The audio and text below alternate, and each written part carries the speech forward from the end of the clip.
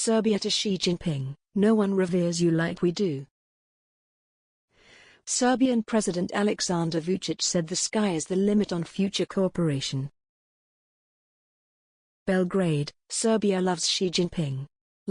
Really loves him. The Chinese leader's arrival in Belgrade on the second leg of his European tour ignited unparalleled enthusiasm in Serbia, a nation often regarded as one of China's staunchest allies in Europe.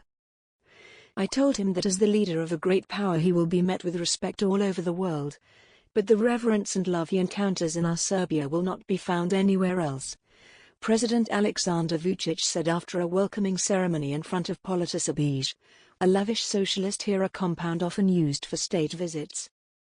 Vučić also stressed that, when it comes to cooperation with Beijing, the sky is the limit.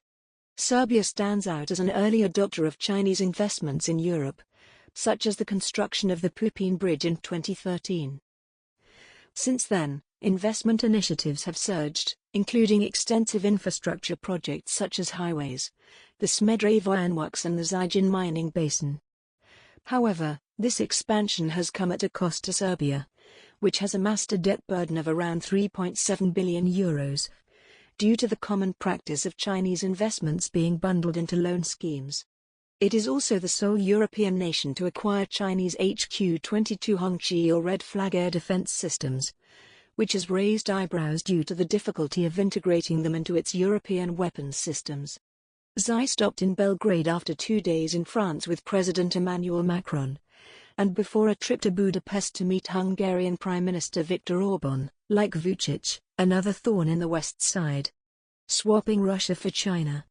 Xi's arrival was met with stringent security measures which effectively brought the Serbian capital to a halt, with upwards of 6,500 police officers stationed at key locations along the visit route, granting the Chinese ruler the grandeur and formality that aligns with his aim to enhance the country's significance in the West.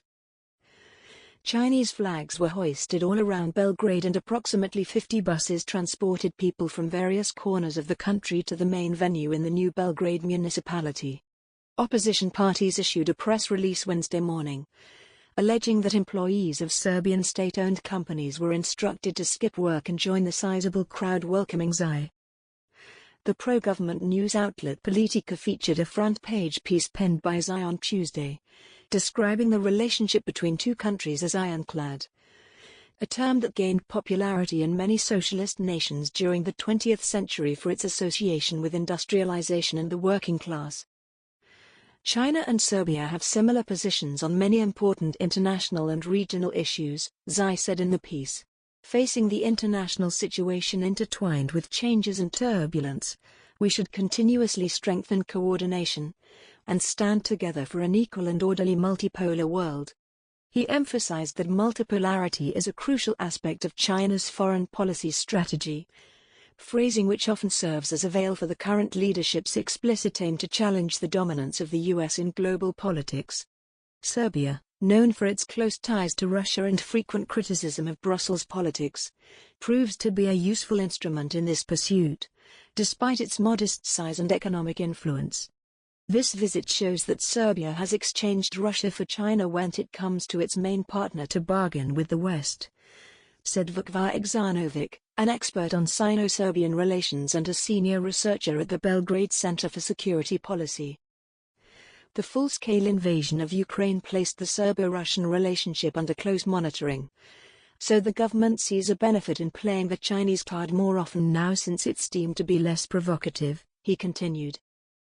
The Balkans, and Serbia in particular, have become even more interesting for China now that one branch of the Belt and Road Initiative through Russia and Belarus was effectively cut off with the full-scale invasion of Ukraine, concluded Vukvar Ixanovic.